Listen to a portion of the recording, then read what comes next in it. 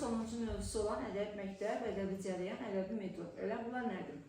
Uşaqlar, birinci başlayalım ədəbi məktəblə. Ədəbi məktəb o deməkdir ki, məsləhətcə, ideyaca eyni olan, bir-birinə yaxın olan insanlar bir yerdə toplaşır, qrup halında toplaşır. Və buna deyilir ədəbi məktəb. Ədəbi məktəb odur ki, məsələn, tutaq ki, ən adi bir şey deyim.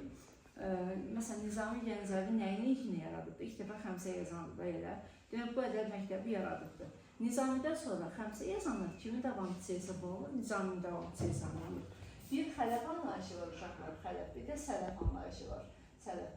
Sələf əsasını qoyan, yaradan, ədəbi məktəbin əsasını qoyan kimdir? Sələfdir. Ondan sonra gələn növbəti onun davamçıları kimlər hesab olunur uşaqlar? Xələf hesab olunur. Aydındır. Məsələn, ədəbi məktəb yaradanlara biz keçən ilin keçdiyimiz kimlər nümunə göstərə bilərəm.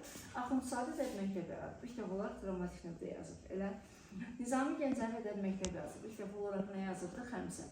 Mirzə Ələkbər Sabir satiranın əsasını qoyub ədəbi məktəb yazıb. Sabirdən sonra kim tipi özünə ifşa eləməyi göstərirsə, demək Sabirin davamçıdır. Amma Zakir satiranın əsasını qoyubdur. Sabir tipi özünə ifşa eləməyi göstərir satirada, amma Zakir sırf satiranın əsasını qoyubdur. Onların hər ikisinə yaratmış hesab olunur ədəbi məktəb. Məsələn, Müsbət Fəxrəddin əsərinin müəllifi olan Nəcəf Eyvəzov Axundzadə ədəbi məktəbinin davamçısıdır. Nəyə görə? Çünki dramatik növdə ilk yazan adamımız kim olubdur? Mirzə Fətəli Axundzadə. O gün dedikdə komediyanın əsasını qoyan kim olubdur? Mirzə Fətəli Axundzadə. Ondan sonra komediya yazanlar təbii ki, kimin davamçısıdır? Axundzadənin davamçısıdır. Ədəbi məktəb anlayışını başa düşdük mü uşaqlar nədir? Əsasını qoyan oldu sələf, davamçıları oldular uşaqlar xələf. Sonra ədəbi cərəyan. Cərəyan demək uşaqlar müəyyən bir dövrdə mövcud olur və müəyyən bir dövrdən sonra o sıradan çıxır. Belə bir fil sualı var ki, ədəbi cərəyan, ədəbi məktəb bütün xalqların yaradıcılığına mütləq özünü göstərməlidir, ədəbi metod üsuldur. Bu fikir səhvdir. Məsələn, bu ədəbi cərəyan mən bölünür iki yerə də.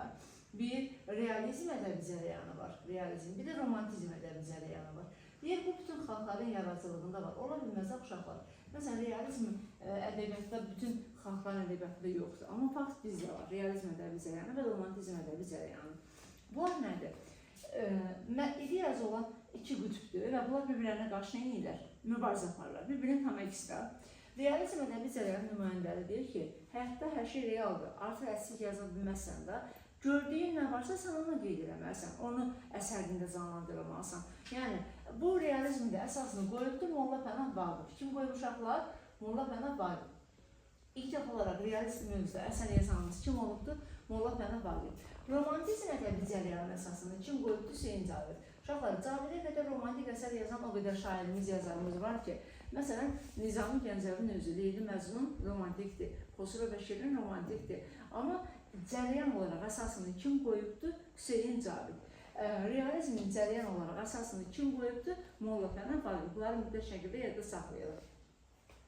Həyatda olduğu kimi əksəriyyətdirəmsə, artıq əslik olmadan, bu olur nə? Realizm. Xəyalında, xülyada, belə deyək də, öz təfəkküründə, təxəyyülündə canlandırıramsa, yəni öz gördüyüm kimi. Məsələn, mən Vüsalın həyatını öz gördüyüm kimi, əsərimdə canlandırıramsa, özümün istədiyim kimi, bu olur nə? Romantizm. Amma onun həyatında olan şeylər dəqiqliklə göstərirəmsə, artıq əslik olmadan, nə artırmıram, nə də azaltmıram. Onda bu olur nə uşaqlar? Realizm. Məsələn, İskəndərnamənin poemasında Nizami Gəncəvi belə bir cümlə var idi ki, deyirdi ki, mən İskəndərin həyatını olduğu kimi əksəriyyətləsəm, onun həyatını bircə səhifə yazmaqla bitirərdim əsərimi. Ona görə romantizm janrında yazıbdır. Yəni, Nizami Gəncəvinin İskəndərnamə poemasında İskəndər həyatdakindən tamam fərqli ampulada göstərilibdir. Və onun əsəri hansında hesab olunur? Romantizm hesab olunur. Aydındır. Xəyalımda əksəriyyət edirəmsə, öz düşüncəmdə, öz təxəyyülümdə formalaşdırıramsa görmək istədiklərimi. Bu romantizmdir.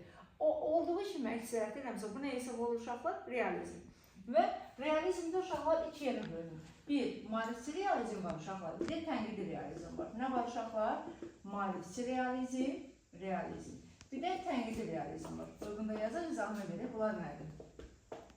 Uşaqlar, həyatda olan şeyi görürəm. Görməklə yanaşı, insanların marifə, yəni elmə səsləyirəm, yəni cahil nadan olmasınlar deyə. Bu olur maarifçi realizm. 4 nəfər nümayəndəmiz var, gəlin dəfə hər birini mən sizdən tələb edəcəm. Kimlərimizdir? Birinci, Nərman uşaqlar, maarifçi realizm. Süleyman Sani Axundur. Sonra, hansı idi? Rəşid bəy Əfəndiyev Bir də uşaqlar, Nəriman Nərimanov yazdı, Sultan Məzid Dənizadə. Sultan Məzid Dənizadə. Bunlar kimlər oldu? Maarifçi realistlər. Deyin görək, kimlərdir bir dənə? Nəriman Nərimanov, Süleyman Sami Axundov, Rəşid bəy Əfəndiyev, Sultan Məzid Dənizadə. Anisay görək kimlər oldu? Biraz sürətli olar. Anisay. Aysılsay görək. Nəriman Nərimanov, Rəşid bəy Əfəndiyev, Süleyman Sami Axundov, Rəşid bəy Əfəndiyev, Sultan Məzid Dənizadə. Bu ordu maarifçi realistlər. Bəs tənqidi realizmdəndir. Olan bir şeyi görürəm, mənfilikləri görürəm. Məsələn, rüşvətxor məmurları görür və bunu görməklə yanaşı əsərində nə edir? Canlandırır. Onları ifşa edir də. Biz demişdik ki, ədəbiyyatda gülüşün iki növü var idi. Satirik humor. Satirik gülüş, humoristik gülüş. Dedik ki, satirik nəyin ifşa edici, öldürücüydür, elə. Amma humoristik gülüş, yüngül islah edici. İndi bu tənqidi realistə təbii ki, hansı gülüşdən istifadə edəcək? Satirik, çünki tənqid edir də, ifşa edir. Olan reallığı, mənfilikləri bir əsərində canlandırır. Bunlar kimlər idi tənqidi realistlər? Molla Nəsrəddin jurnalı yadınıza gəlsin. Neçənci ildə idi? 1906-cı ildə Molla Nəsrəddin jurnalının nümayəndələri və əsərin redaktoru da kim idi uşaqlar? Cəlil Məmməd Quluzadə. Nümayəndələrdən biri, baş redaktoru kimdir? Cəlil Məmməd Quluzadə. Yazın bura Cəlil Məmməd Quluzadə. Sonra ikinci gəlir, bunun ətrafında toplaşmalar. Mirzə Əkbər Sabir. Sonra Mirzəli Möcüz. Sonra Əliqulu Qəmsar. Məmməd Səyid Ordubadi. Ömər Faiq Nemanzadə. Əbdürrəhim bəy Haqverdiyev. Sonra kimlər vardı yazmadığımız? Sonra Əliqulu Qəmsar yazdım. Mirzəli Möcüz yazdım. Əli Nəzmi yazmamışam. Əli Nəzmi. Bunlar kimlərdir uşaqlar? Tənqidi realistlərdir. Yaxşı, bunların hər birini mən sizdən gələn dəfə tələb edəcəm. Cəlil Məmməd Quluzadə, Mirzə Əkbər Sabir, Əbdürrəhim bəy Haqverdiyev, sonra Mirzəli Möcüz, sonra Əliqulu Qəmsar, Əli Nəzmi, sonra Ömər Faiq Nemanzadə, burada Məmməd Səyid Ordubadi. Bunlar kimlərdir uşaqlar? Tənqidi realistlərdir. Yaxşı, bəs romantiklərimiz kimlərdir? Romantiklərimiz Hüseyin Zarafovun əsasını qoyandır. Kimlər demişdik? Abdullah Şaiq demişdik, Abbas Səhət demişdik, sonra Məhəmməd Hadi demişdik, elə Məhəmməd Hadi. Türkün nə idi? Aysaqo. Bunlar kimlər hesab oldu uşaqlar? Romantiklər. Bunlar həyatı olduğu kimi yox, özləri necə görmək istəyirsə, o cür əks elətdirirlər.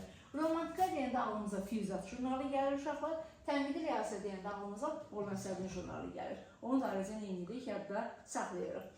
Sonra bir də ədəbi metod. Metod elə üsul deməkdir. O da uşaqları bundan eynidir. Biri var realizm, bir də var realist metod. Eyni şeydir də. Realist metodu var uşaqlar, realist metodu var, bir də nə var uşaqlar?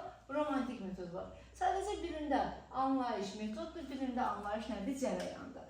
Realist metod yenə həyatı reallıqla əks etdirir, romantik metod yenə həyatı təxəyyülündə necə canlandırılırsa o cür göstərir. Dərsimiz tam başa düşdü uşaqlar. Ədəbi gülüşü iki yerə bölünür. Satirik var, humoristik var. Satirik ifşa edici, tənqici oldu. Humoristik, yüngül və islah edici oldu. Ədəbi məktəb bilir ki, məsləhəsi eyni olan insanların bir yerə toplaşması oldu. Xələf davamçı idi, sələf isə əsasını qoyan idi. Sonra ədəbi cərəyanı böldü ikiyə. Realizm, romantizm. Olduğu kimi əks etdirilirsə realizm. Əsasını qoydu kim? Molla Pənah Bağdad, 18-ci əsr. Romantizm Hüseyin Cavid, müasir dövr. Realizm də öz növbəsində bölündü iki yerə. Maarifçi və tənqidi.